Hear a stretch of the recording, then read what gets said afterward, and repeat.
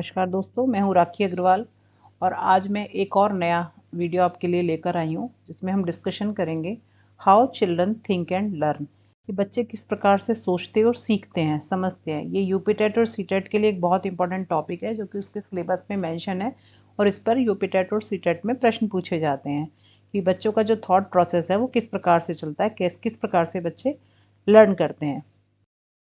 इसे समझने का प्रयास करेंगे, जिसके लिए बताया गया है कि these are some principles related to how children think and learn. कुछ प्रिंसिपल्स दिए गए हैं जो इस बात से रिलेटेड हैं कि किस प्रकार से बच्चे समझते और सीखते हैं, यानी किस तरह से उनको उनके थॉट प्रोसेस को डेवलप किया जाता है। तो सबसे पहले आता है इसमें active participation. Learners as active constructors of knowledge, यानी एक्टिव पार्टिसिपेशन में क्या है कि अगर बच्चा एक्टिवली पार्टिसिपेट करता है लर्निंग में तो वो बहुत अच्छे से सीख सकता है। ऐसी लर्निंग जिसमें बच्चा चुपचाप बैठ के सुन रहा है, यानी टीचर बोले जा रहा है, लेक्चर दिए जा रहा है, बच्चा केवल सुन रहा है, जिसमें उसकी खुद की कोई एक्टिविटी शामिल नहीं है, ऐसी स्थिति में लर्निंग नहीं हो पाती है, ना ही उसका अपना जो सोचने का तरीका है वो डेवलप होता है। और यदि बच्चा एक्टिवली पार्टिसिपेट करता है लर्निंग में, प्रश्न पूछता है, अगर टीचर कुछ डिस्कशन कर रहा है, उस डिस्कशन के दौरान बच्चे को, बहुत से बच्चे ऐसे होते हैं जिनमें बहुत क्यूरियोसिटी होती है, टॉपिक स्टार्ट होता है और उनके प्रश्न शुरू हो जाते हैं। तो इस प्रकार के जो लर्नर्स होते हैं उनका जो नॉलेज कंस्ट्रक्शन है वो बहुत अच्छा हो जाता है, तो उनका थॉट प्रोसेस अच्छे से डेवलप होता है। एक प्रिंसिपल तो ये है एक्टिव पार्टिसिपेशन। दूसरा आता है learning as a social activity. जैसा कि अभी हम पहली वीडियो में पढ़ भी चुके हैं, समझ चुके हैं, learning as a social activity. Learning एक सोशल एक्टिविटी के रूप में इस प्रकार से है कि लर्निंग में जो है सभी लोग सोशल एजेंट्स इन्वॉल्व होते हैं, यानी हमारी सोसाइटी पूरी तरह से लर्निंग में इन्वॉल्व होती है। अब अगर हम बात करें बच्चों के सोचने समझने में, तो चूँकि सोसाइटी इन्वॉल्व है उसमें हर इस स्टेप पर जो सोशल एजेंट्स हैं, हमारे फैमिली मेम्बर्स हैं, फ्रेंड्स हैं, टीचर्स हैं, पीयर ग्रुप है, बच्चे जहाँ भी जिस एटमॉस्फेयर में रहते हैं वहाँ से कुछ ना कुछ सीखते रहते हैं। अगर हम स्कूल की बात करें तो जो हमारी बहुत सारी ऐसी सोशल एक्टिविटीज़ हैं जिनके द्वारा बच्चा सीखता और समझता है, डिफरेंट टाइप के एस्पेक्ट्स पर वो वर्क करता है। जैसे ग्रुप एक्टिविटी, कोई उनको कोई प्रोजेक्ट दे दिया जो उससे वो ग्रुप में बनाएंगे, करेंगे, तो उससे भी बच्चे की लर्निंग होती है। इसके बाद आता है यूज़फुल एंड मीनिंगफुल लर्निंग। हमेशा बच्चे को जो लर्निंग कराई जाए, अगर बच्चे का जो थॉट प्रोसेस है वो प्रॉपर तरीके से तभी डेवलप होगा जब उसको यूज़फुल और मीनिंगफुल लर्निंग कराई जाए, यानी ऐसी चीज़ें उसको बताई जाएं जिसका जीवन में कोई ना कहीं, कहीं ना कहीं कुछ ना कुछ उपयोग हो, या उसे रियलिस्टिक एनवायरनमेंट में जाकर दिखाया जाए, समझाया जाए। तो उस स्थिति में जो है बच्चे की जो लर्निंग है वो ज़्यादा यूज़फुल रहेगी। उसके जो मिसकंसेप्शंस बच्चों में अक्सर डेवलप हो जाते हैं, बच्चे क्या करते हैं जब सुनते, पढ़ते, समझते हैं तो बहुत सारी चीज़ों को लेकर वो नहीं वो चीज़ ग्रैस्प नहीं कर पाते जो टीचर बताना है, समझाना चाह रहा है, यानी उनका थॉट प्रोसेस उस डायरेक्शन में ना होकर पीछे होता है, जिसकी वजह से क्या होता है कि उनके अंदर मिसकंसेप्शंस डेवलप हो जाते हैं। तो ये ऐसा ना हो, इसके लिए क्या है कि टीचर को चाहिए उसकी जो लर्निंग का तरीका है, उसका जो टीचिंग का तरीका है वो इस प्रकार से हो कि बच्चों को पूरी तरीके से चीज़ें समझ में आए। साथ ही वो लर्निंग जो है वो पूरी तरह से यूज़फुल हो, मीनिंगफुल हो, बच्चा पूरी तरह से समझ सके कि क्या वो उसको टॉपिक बताया जा रहा है, उसका क्या मीनिंग है, किस प्रकार से उसका उपयोग है, हर चीज़ों को, हर आस्पेक्ट को बच्चा बेहतर तरीके से समझ सके। इसके बाद आता है developing a bridge between existing knowledge and new knowledge. Teacher को चाहिए कि जो बच्चे का जो एग्जिस्टिंग नॉलेज है और जो उसको नया सिखाना है उसके बीच में वो एक ब्रिज डेवलप करे। कैसे?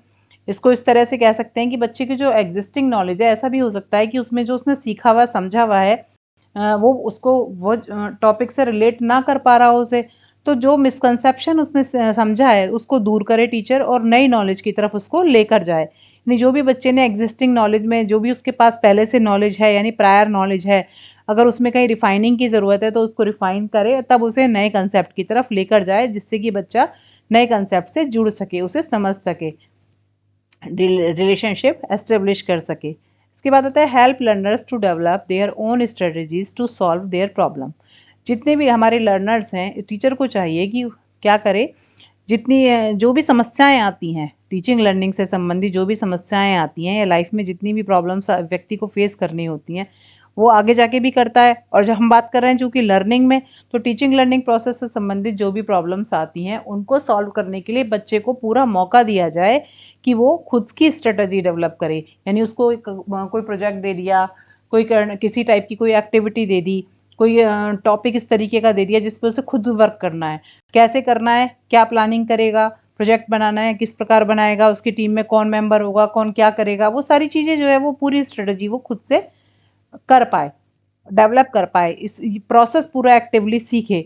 इसके लिए टीचर को चाहिए कि वो बच्चे की हेल्प करे। इससे बच्चे का जो थिंकिंग प्रोसेस है वो डेवलप होता है जब उसे मौका मिलता है कुछ करने का। अदरवाइज क्या होता है कि अगर हमने जैसे बताया बच्चा बस उतना ही सीखेगा, उसका अपना माइंड बिल्कुल भी वर्क नहीं करेगा, ये क्या नया कर सकता है, कुछ इनोवेशन है, कुछ है, बच्चा नहीं कर पाएगा। तो इस चीज़ का अध्यापक को ध्यान रखना चाहिए। इसके अलावा आता है provide space for critically and reflection. Criticality और रिफ्लेक्शन के लिए बच्चे को स्पेस प्रोवाइड करना चाहिए टीचर।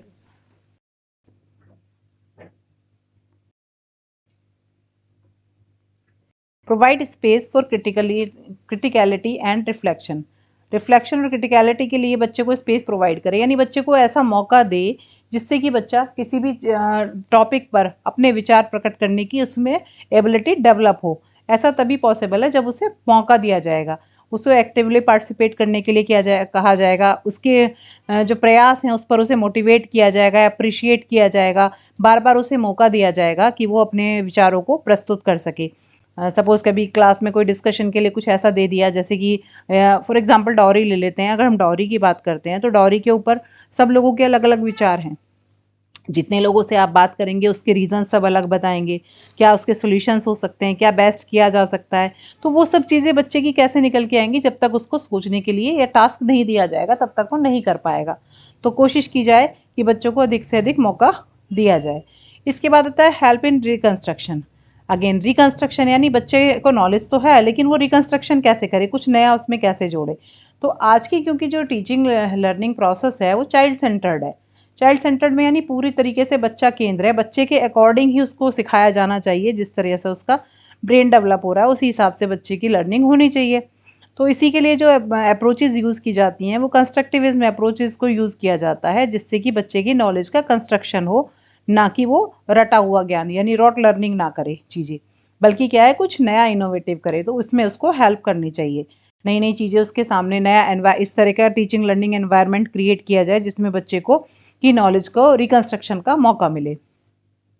इसके बाद आता है help learners to adapt and understand the concept instead of resorting of rote memorization. जैसे कि अभी बात की कि बच्चे को नए कंसेप्ट का सीखना, समझना, अडॉप्ट करने की तरफ फोकस किया जाना चाहिए। बच्चे को जो है रॉट मेमोराइजेशन ना करे, बल्कि क्या है वो एक्टिवली खुद पार्टिसिपेट करे, चीज़ों को कुछ नए तरीके से करने का प्रयास करे। जो लिखा हुआ है या बुक्स में दिखा दिया है बच्चा वहाँ तक सीमित ना रहे, बल्कि उससे ज़्यादा वो करने का प्रयास करे। इस कार्य के लिए टीचर को उसे मोटिवेट करना चाहिए और समय समय पर उसकी जहाँ भी उसको प्रॉब्लम आती है उसको पूरा सपोर्ट और हेल्प दी जानी चाहिए। इसके बाद आता है transfer of learning. Transfer of learning कब हो सकती है? जब आपका जो लर्निंग का तरीका होगा, टीचिंग लर्निंग का जो प्रोसेस होगा वो बहुत अच्छे से आप बच्चे को क्लियर कराते हैं, उसके माइंड में किसी प्रकार का कंसेप्ट मिसकंसेप्शन ना बने, आप टॉपिक को बहुत मीनिंगफुल तरीके से बहुत अच्छे से बच्चे को क्लियर कराएं, तो लर्निंग ट्रांसफ़र होगी। उसकी प्रीवियस नॉलेज से जुड़ा हुआ हो, ऐसा ना हो कि बिल्कुल ही अचानक उसको नया टॉपिक जाके बता दिया आपने, पिछला उसे कुछ पता नहीं है या उससे जुड़ा हुआ कुछ नहीं है, तो उसको थोड़ा समझने में प्रॉब्लम होगी। तो उसका जो लर्निंग का जो तरीका है वो हो सकता है उसका लर्निंग का जो पेस ऑफ लर्निंग है वो स्लो हो, हाई हो, किसी भी प्रकार का हो सकता है। तो ट्रांसफ़र ऑफ लर्निंग जो है तभी अच्छे से हो पाएगी जब बच्चे जो है अपनी प्रायर नॉलेज को या ध्यान में रखते हुए उसके जो टीचर है वो उसको अच्छे से एक्सप्लेन करेगा, उस हिसाब से करेगा कि जिससे बच्चे की जो लर्निंग है वो इंक्रीज़ हो जाए। इसके बाद है अलो लर्नर्स टू प्रैक्टिस। ज़्यादा से ज़्यादा बच्चों को कहा जाए कि जितना वो सीखते हैं उसका अभ्यास करें, क्योंकि बिना अभ्यास के बच्चे जो है भूल जाते हैं। तो जितना अभ्यास करेंगे उतना ज़्यादा ही बच्चे अच्छा करेंगे। इसके बाद आता है एक्नॉलेजिंग इंडिविजुअल डिफरेंस। एक चीज़ ये भी ध्यान रखनी चाहिए कि हर बच्चे का जो लर्निंग का तरीका है, लर्निंग स्टाइल है और पेस ऑफ लर्निंग है वो डिफरेंट होता है। तो टीचर को चाहिए उनकी नीड के हिसाब से उनको टीचिंग लर्निंग प्रोसेस में जो है उसी प्रकार से हेल्प करे जो जैसे बच्चे के इंडिविजुअल डिफरेंसेस को ध्यान में रखते हुए, यानी उनकी जैसी नीड है उसी के अकॉर्डिंग करे। इसके अलावा एक चीज़ और हम ये कर सकते हैं बच्चों को इम्प्रूव करने के लिए, उनके थिंकिंग प्रोसेस और लर्निंग को इम्प्रूव करने के लिए एक एक्टिविटी डेली हम अपने स्कूल टाइम में ये रख सकते हैं कि जब बच्चे का लास्ट लेक्चर चल रहा होता है उस समय 10 से 15 मिनट का कि आज बच्चों आपने सुबह से शाम तक जो स्कूल में रहे, क्या सीखा, क्या किया, राइट डाउन करो, इसे लिखो, या फिर आप एक्सप्रेस करो, बताओ आज आपने क्या नया सीखा। तो इस तरीके से करके, या उनको डायरी लिखने का एक हैबिट डेवलप कर सकते हैं। तो इस प्रकार से भी बच्चों का जो प्रोसेस है वो थिंकिंग का वो डेवलप होता है, बच्चे सोचते हैं, उनका रिफ्लेक्शन डेवलप होता है। तो इस प्रकार की एक्टिविटीज़ की जा सकती हैं। तो इस प्रकार से हमने जाना कि बच्चे क्या कैसे सोचते हैं और कैसे चीज़ों को लर्न करते हैं। तो इसके लिए इन प्रिंसिपल्स को ध्यान में रखा जाता है और इस प्रकार से बच्चे की लर्निंग हो जाती है। यदि आपको मेरा वीडियो पसंद आया हो तो मेरे चैनल को सब्सक्राइब करें, वीडियो को लाइक करें, बेल आइकॉन पर क्लिक करें, जिससे कि आपको आने वाले वीडियो का नोटिफिकेशन मिलता रहे।